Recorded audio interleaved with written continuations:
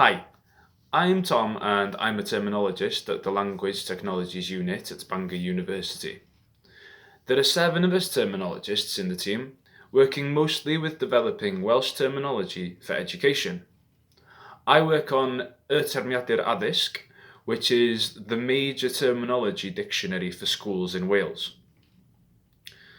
The poster outlines the terminological challenges we face, some of which have been amplified by the COVID-19 pandemic.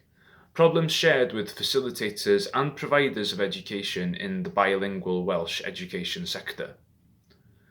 The poster also discusses the lack of knowledge and understanding of the terminological resources available to users and our attempts to improve knowledge and understanding within and outside the education sector.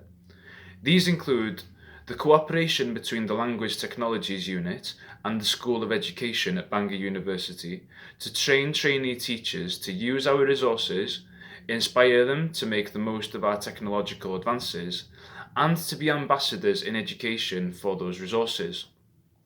And educational and marketing videos and newsletters to connect with the wider public and professionals and students within the education sector.